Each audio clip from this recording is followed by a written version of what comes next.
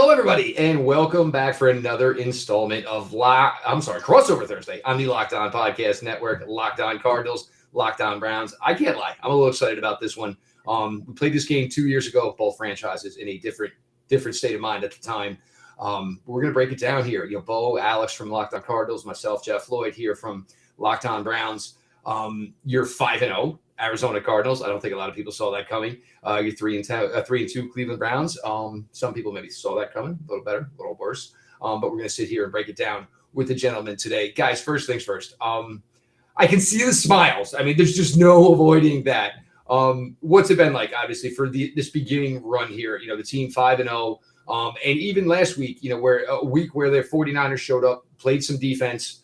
Cardinals played some defense. And, a game where you've been basically outpacing people, outrunning everybody, yards, points, got into basically a little bit of an old-fashioned football game Sunday and pulled it out 17-10. Yeah, I mean, it feels good, feels good. I mean, the interesting part is, like, when you look across the landscape of the NFL, there's teams with really good players and there's teams with really good players and identities. And the Cardinals haven't really had a real identity since Bruce Arians left. And what we're starting to see is the emergence of an organization that people are noticing like, do we need to fear these guys? Do we need to look at these guys and fear them? And it's just been cultivated over the last couple of years with Kyler kind of growing up. And then with the additions of all of the veteran talent that the Cardinals brought in, namely Rodney Hudson, JJ Watt, AJ Green. It's been really nice just to see this flower start to bud with the way that we thought that it potentially could. It just took a little bit longer than expected, especially with how they started last year. But Bo, I mean, all in all, they're 5-0. Regardless of how they got there, it's a pretty sweet start. Yeah, and people continue to be like, all right, when's it going to stop? Who's going to be the team that's going to end this perfect start to the season? And they've had a couple tests the last 2 weeks. In the LA Rams, they blew the doors off of them after they beat the Super Bowl champion Bucks, and that surprised everybody. And people still kind of were like, hey, let's pump the brakes on this Cardinals team. And then they take on the San Francisco 49ers, who always have an excuse each and every year, apparently. And this year it was that they've got a rookie quarterback. The Cardinals win an ugly game, their first game when they don't score over 20 points in Cliff Kingsbury's tenure. And now it's just like, I think if they beat the Browns, people will finally maybe release some of that skepticism that this team is as good as they really as we think they are. I think this is a big time challenge because it offers a different challenge than the Arizona Cardinals have seen throughout the 2021 season. For me, I think it's because, look, all the talk in the West, obviously San Francisco with Trey Lance, Russell Wilson, the Rams, Matthew Stafford, and the Cardinals, it wasn't that they didn't do a lot. They did some things, but, once you have quarterback talk and that type of thing, and one for me, and I actually talked about it on my episode today where I did with Jeff Risden, is did anybody believe that Cliff Kingsbury was going to become this huge, successful NFL coach? Because God knows he was not that guy in college. No, he wasn't. He had to. He still has to change the narrative surrounding him that he was a failed college coach. He can't change that. That happened. 35-40, Texas Tech, his alma mater, gave him his walking papers, and then he has this unbelievable ascent to a head coaching job. He gets fired at a level below, and next thing you know, he gets his first crack at the NFL.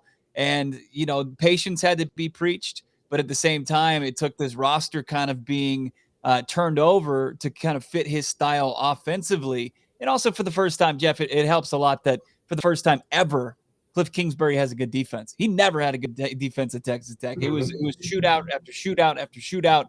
And that's what it looked like, the first season for sure. And he couldn't keep his head above water. But, I think that this year we're starting to see what people envisioned. Look, if it's going to work, it's going to look like this. And we're starting to see that as far as the play calling, and what he's bringing to the table as far as this young offensive guru.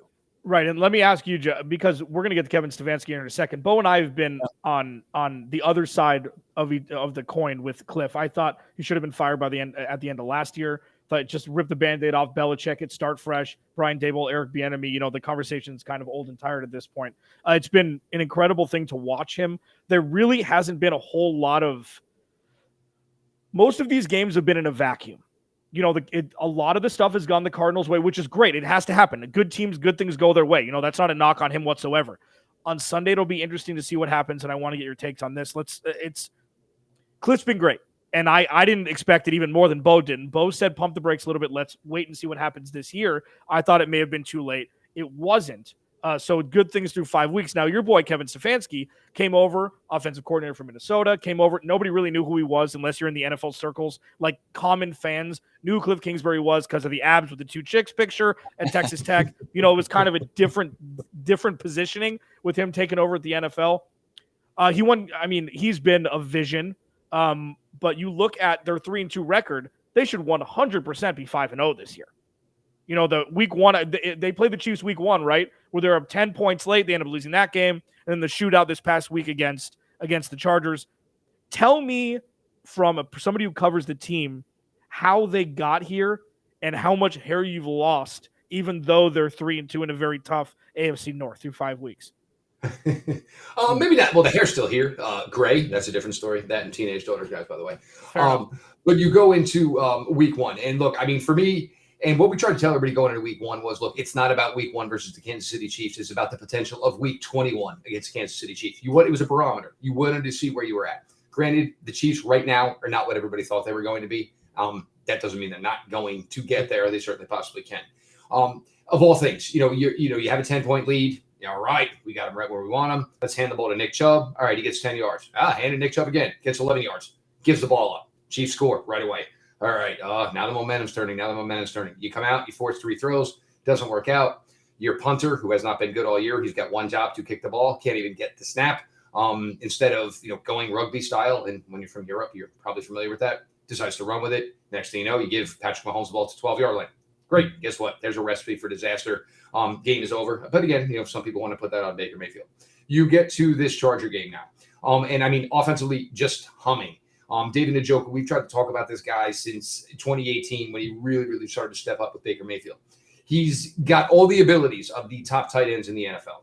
Has it ever really matched it? No, but it doesn't mean the ability isn't there.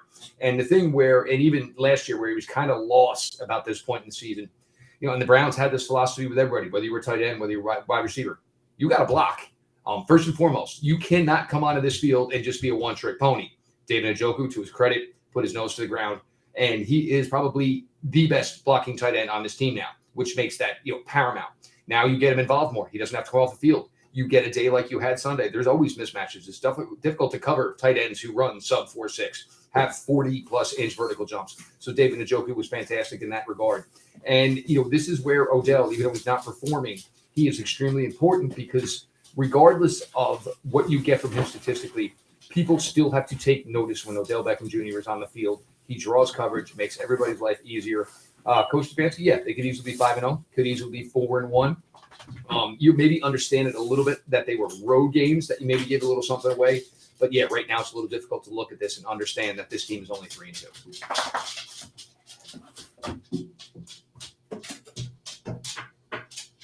We're talking to our guy, Jeff Lloyd, of course, Locked On Browns, Locked On Cardinals, your Thursday crossover here. And we're going to get into we're going to really start to break down this contest. Of course, we've got, we'll get into some predictions by the end of this podcast. But coming up next, are we going to get to Jeff firing squad us, Alex? Is that how it's going to roll? No, we're going to go first, man. Oh, okay. We're the road team. We get to roll first. We're the guests. But first, let's get to talking about something that, Jeff, everybody needs to know about this app, Get Upside app. It's unbelievable. If you use the promo code touchdown, are we not doing Get Upside? No. We're doing Rock Auto. It's the other part that you know about. If you're Jeff, you wonder why I'm the driver of this show. Yeah. You wonder. Let's just go full disclosure here. As much as Bo wants to talk about gasoline, if you can't get your car to the gas station, none of that matters. That's a pro. And that is where Rock Auto comes in. With the ever-increasing numbers of makes and models, it's now impossible for your local auto parts store to stock all the parts you need. Why endure often pointless or seemingly intimidating questions? Is your Odyssey an LX or an EX? And wait while the person behind the computer orders the parts on their computer, laptop, whatever. You guys know the drill. Choosing the only brand their warehouse happens to carry. You have computers and access to rockauto.com at home and in your pocket. Save time and money when using Rock Auto. Why choose to spend 30%, 50%, even 100% more for the same parts from a chain store or car dealership? Example, Honda Odyssey fuel pump, the most popular minivan in America. $353 from a chain store, $216 from Rock Auto. Rock Auto is a family business serving do-it-yourselfers for over 20 years. Rock Auto prices are reliably low and for every customer. Go to therockauto.com right now and see all the parts available for your car or truck. Write Locked On in their How Did You Hear About Us box so they know that we sent you. Amazing selection, reliably low prices, all the parts your car will ever need. rockauto.com. Now, gentlemen, I do want to get into a little bit of detail here. And the thing that's impressed me is it's been a balanced effort offensively through the passing game, through the running game. It's not just one piece. You have a pounder, and it's funny, the Browns somehow always find a way to run into John Connor, and they will again this Sunday. Chase Edmonds, a player I have loved. I really think that he's flourished with this offense because he can contribute as a receiver. But you get to the wide receiver room, and look, it's Nuke Hopkins. You have A.J. Green there, and this is a whole different ballgame. This is just A.J. Green being a part of something as opposed to the star he had to be all the years for the Bengals. And there's a Christian Kirk, and there's a bunch of more. But just talk about, Kyler Murray, because this is one of the things we go through with Baker Mayfield is the difficulty navigating having so much skill, talent to work with. It's not always the easiest thing for a quarterback. Some people think you just throw it out there and it happens, but it's just not that simple. I mean, the most surprised we've been in both, correct me if I'm wrong, I mean, we've been waiting for Christian Kirk to, kind of pop off. And we've seen flashes over the first couple of years, but he's really shown, at least through the earlier parts of the season, his worth. Rondale Moore has been a vision when they use him. He's been incredible. He's so fast. He's so fast. He's so great with the ball. You saw the toe touch catch on the sideline last week that had oohs and ahs from all the national media and, local media alike. But you're right. It starts with Kyler and it starts with Rodney Hudson. Those are the two big changes. Sure, you add the position players, but Rodney Hudson has elevated the floor of this team to levels that we haven't seen through Kyler's first 2 years. I think it's the most understated thing I've ever said, where the offensive guards, the interior of the offensive line was struggling so much last year because Mason Cole and his inability to block the A-gap on his own or predominantly on his own, those guys had to help him, which allowed their jobs, their holes to open up, which cost, the guards. It's obviously a slippery slope. So the fact that Rodney Hudson has been the anchor, the spine, as I call it, of this offensive line, protecting Kyler Murray, everything else is easier, regardless of skill position players, when Kyler doesn't have to run for his life. And he's been standing in the pocket. He's been excellent throwing the ball in intermediate passes, which was one of the big knocks on him because he didn't have time to go through his progressions last year compared to this year. Bo, is Rodney Hudson, that's the one, right? A.J. Green's great, and Rondale Moore and Chandler and Christian Kirk, but Rodney Hudson stirs the drink. Yeah, you think so? That seems to be the difference between last year and this season, where this offensive line is just playing at a high level and they're not letting anybody touch their quarterback. So San Francisco was able to get to him just a few times, but Kyler Murray, for the most part, has been unscathed and one of the least touched quarterbacks in the entire NFL. So that's huge. And of course, with Kyler in his third season and a better understanding of this offense, he's been able to get the ball out into his playmakers' hands. And when he does that, and it's the caliber of Rondale Moore or DeAndre Hopkins, it's bad news for the opposing defense. And now, just so everybody, if you're catching up here late, obviously, and now Rodney Hudson is pronounced out for this week. So, what is the backup plan, gentlemen, for the Cardinals at center this week? Yeah, Max Garcia came in spot duty and filled in great for Rodney Hudson. But I think Rodney Hudson brings to this group to lead in a leadership role you're not going to get from Max Garcia. There's going to be a drop off as far as the center position. Hopefully not as steep as there was. Hopefully it doesn't revert back to 2020. I don't think it will, but they're going to miss out on Max Williams as well, who brings some blocking to the run game as well at the tight end position. So the Arizona Cardinals are going to be down with a couple of their really solid run blockers in this contest. So we'll see how they make up for it. It's going to be our first kind of look at that outside of the end of the Niners game. And then some people are kind of curious, is the quarterback 100% healthy? And nobody's 100% healthy at this stage in the season. But I think Kyler Murray should be good to go. Is he ready to kind of shoulder the pressure of performing without his Pro Bowl center and his run blocking tight end? We'll see. That's going to be a big question mark going forward. Now we switched up here a little bit defensively. Now, Chandler Jones, we don't get this, these type of answers. They don't tell you when he strings together his first negative test, but the Browns fans, we've been through this week one with Tyrann Mathieu. The early, we're going to have something by Saturday morning, obviously some word about Chandler Jones, as the Cardinals are going to have to catch a flight to Cleveland on Saturday. So they're not going to tell us about the first one. We'll hear whether or not he's been activated or he's not. So that's where we're at with Chandler Jones. And correct me if I'm wrong, boys, 100% vaccination rate with the Cardinals roster, correct? Yes. They were later to the party, but yes. Yes. So anybody with questions in that regard, yes, Chandler Jones is vaccinated. The defensive side of the ball. There's some players on this defense I absolutely love, whether it's Isaiah Simmons. David Collins was big Browns target. We tried to tell everybody the Browns were not going to spend a first-round pick on a linebacker. They did not. However, they did get a linebacker later on. We can talk about that maybe. But David Collins, Isaiah Simmons, Budda Baker, one of my favorites. I always have this irrational love for any defensive back from the University of Washington. I don't know how it ended up this way. We'll see about Byron Murphy, who, hopefully maybe could be back. Well, hopefully for you, not for us, back this week. But I think these are players that are just so integral in the way defense should be played nowadays. And the Browns have these type of players as well, where you don't necessarily have labels for them. Yes, they can cover people 20 yards downfield. You can rely on them in run defense. You can blitz them. And this is the recipe for what the modern day defense is in the NFL. And let's not forget about the fact that this team, brought in J.J. Watt. So if there could be a Clowney Watt reunion with Nuke Hopkins, Texans fans, don't watch this one Sunday. I mean, yeah. You can't watch any Cardinals games with DeAndre Hopkins and J.J. Watt. Now, here's the thing, Jeff. And Bo and I differ on a lot of things, not because it's fabricated, just because it's just how we think. I don't care about the secondary. I care about the front seven. Like the Cardinals playing against the Browns rush attack. 2 top 12 flipping running backs in the same backfield with the updated offensive line, even though there's been some injuries that you've sustained. I don't know if Jedrick Wills is back yet, but I know that he was hurt at one point earlier in the season. This terrifies me. They're going to run for 350 yards and 4 touchdowns, and the Cardinals are going to lose that way. That's what terrifies me. It's not a knock on Baker Mayfield. They are an evil empire in the backfield. They're the best rush attack in the NFL, in my opinion. Like, I would take them over Derrick Henry, just not because just a rushing attack, but also catching the ball out of the backfield, what both of them can do with flying colors. Nick Chubb has gotten so much better at that over the last 2 years he's been in the league.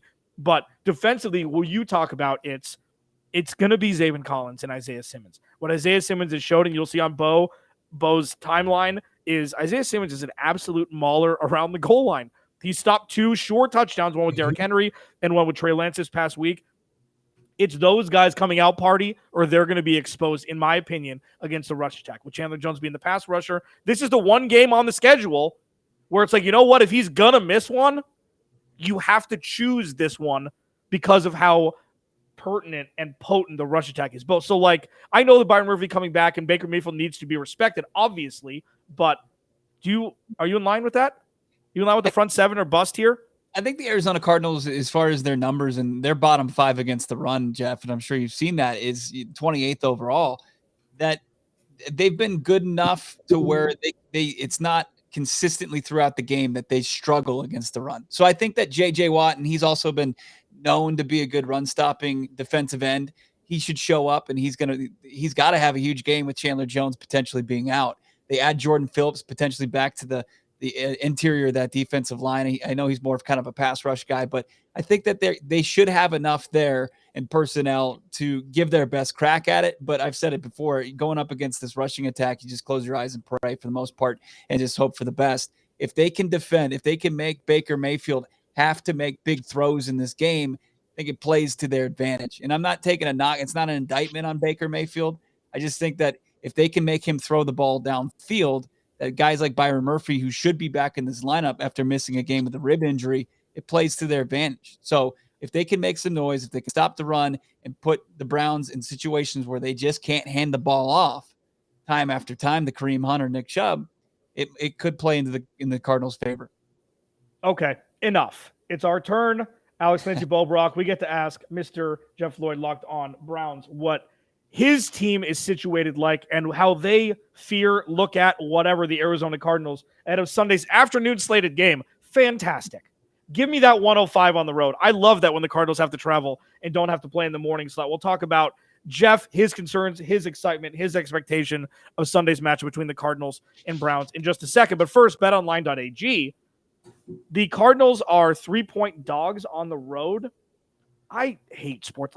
You can make a case for both sides. Wow, I cannot believe that they're getting that many. I can't believe that the Cleveland isn't respected. Whatever. But betonline.ag, regardless of what you think about that line, is back and better than ever. It's week 6. Start to appreciate football because there's only 12 weeks after this week. BetOnline's your number one spot for all pro and college football action this season. They've got an updated website, updated interface, more odds, props, contests, everything. Go to the website or use your mobile device to sign up today. Receive your 50% welcome bonus on your first deposit using promo code Locked On. So it's changed. It's not NFL 100 anymore. It's Locked On now. Go to the website. 50% welcome bonus on your first deposit using promo code Locked On. BetOnline is the fastest and easiest way to bet on all your favorite sports. BetOnline, where the game starts. All right, final segment. Locked on crossover edition. Locked on Thursday. Jeff Lloyd, Locked On Browns. Alex, Clancy, Bo Brack, Locked On Cardinals. Okay. The Cleveland Browns are 3-2, but they're one of the more terrifying teams in the league, in my opinion. Talent-wise, 1 to 22 starters on game day. You've got your Myles Garrett. You've got your running back committee. You've got Baker Mayfield, who's the best elevated game manager in the league if you want to give him a backhanded compliment, even though he's much better than that. Let me start first, though, quickly. Are you surprised that Kareem Hunt resigned there and didn't go get an RB1 job somewhere else? No, I honestly am not, because the relationship between the two is paramount between Kareem Hunt and Nick Chubb. And I think for Kareem Hunt and Nick Chubb, I think they kind of look at each other the same way look, we understand the longevity of the position in the NFL. So maybe the two of us working together, we now both have that second contract. But now there's possibility, there's some money after that. And, for Kareem, look, there's certainly, been the questions of the off field. He has been nothing but a model soldier, well over the past calendar year here for the Browns. This offense suits him to a T. It's funny because this offense suits both running backs, but they both have different styles as far as running the ball, which it's fun to watch the same plays, but watch two different guys go about basically getting it done. And look, Kareem got paid well. I mean, $6 million for where he was, and it wasn't like you were basing this off of his Kansas City Chiefs numbers. You were basing his pay off of almost a little bit more elevated than what he was doing for the Browns at the time. Then the offensive line obviously got better, much and made lives easier for Kareem and Nick. It's a great relationship between the two. And I think the two of them understand that there's, the opportunity for them to do and help take this team to great heights.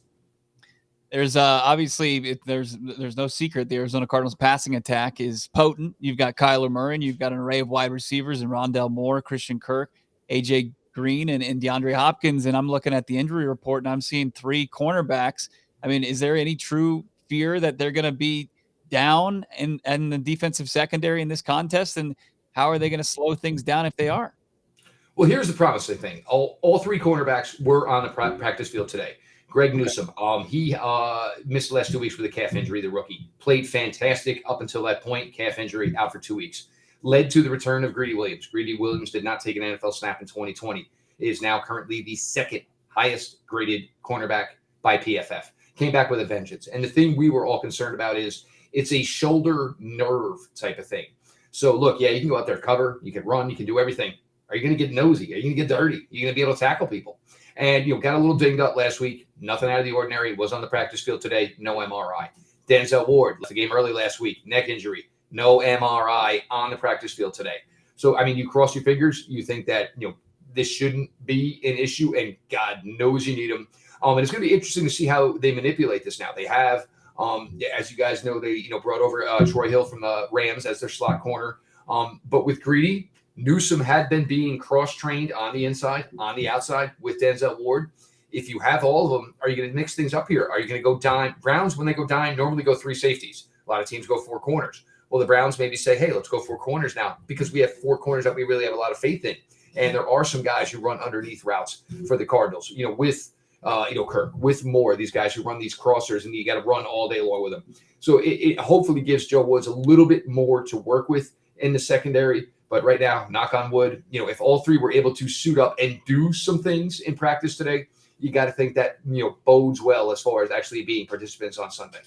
Yeah, and listen, this defense fascinates me just like the offense does, but in very differing ways. Like, Bo and I were on the phone either texting or talking after the Browns' second-round pick in 2021 because I was hell-bent that if Budda Baker was not on this team and the Cardinals had a receiver, like if Christian Kirk had elevated his game through this past season in 2020, that Jeremiah Owusu-Koramoah was going to be an Arizona Cardinal at 49. Out of Notre Dame, he's a Jamal Adams, Derwin James, whatever you want to call him. I think he's closer to Derwin James. The dude has been lights out, and obviously, hopefully he's okay after being rushed to the hospital with a throat contusion, I think is what it was on Sunday. The dude is just bred for this type of football, and he's perfect to be over the top. And you know what, the line of scrimmage, I don't know exactly how they're using because I don't cover the team, but I've seen enough to where with this pass rush, he's a perfect complement over the top, even as a rookie.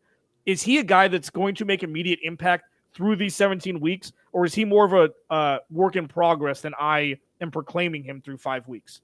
Oh, no. He's been, I'll be honest, we all thought the player he could be. He's progressed tremendously faster than any of us thought. And the Browns, and you guys understand, Isaiah Simmons struggled a little bit early last year. These guys, where they are so all over the field in college, it's a little difficult to just take them to the NFL and expect to get that same type of return right away.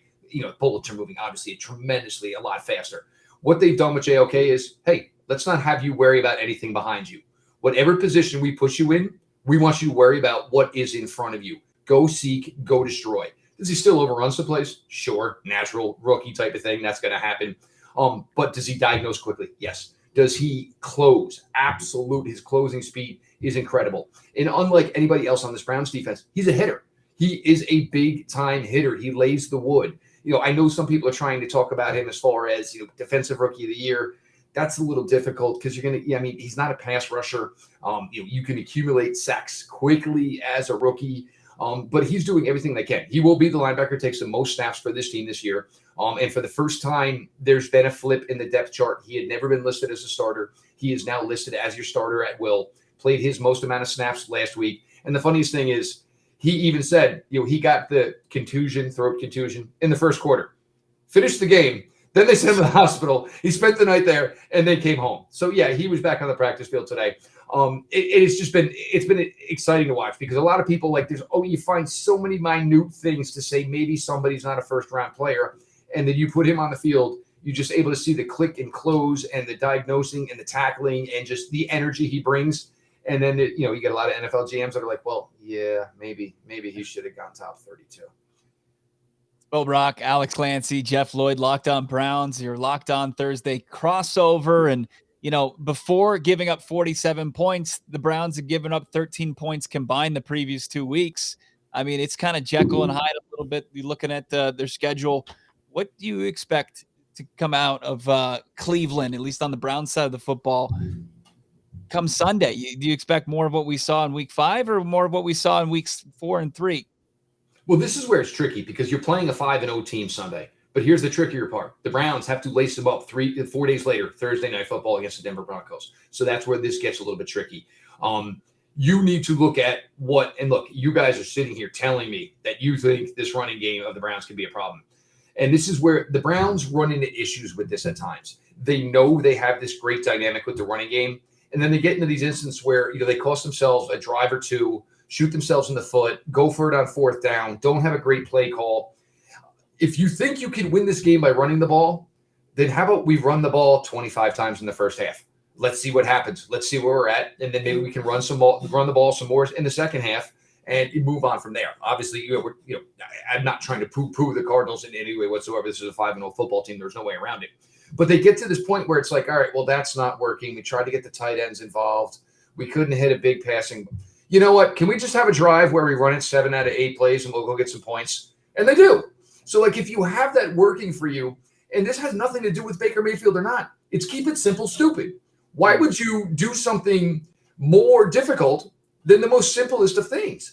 And that's the joy they have. And look, both players were held out of practice today. And rightfully they should. These guys don't need to practice till Friday out of any given week. Give them all the rest they can. They are doing all the heavy lifting. If I'm the Browns, this game for me, and you guys are saying it, you look at where the ranking is as far as running the ball. Let's worry about running the ball, running it a lot. If it works, then we can bring some play action off of it. If it's not going to work, it's going to be a long day. And now we're in a passing game where maybe we got to go 30, 40. Just keep it simple. I don't care about the quarterback statistical output. I want a W at the end of the day. If running the football is the way to do that, let's rock and roll.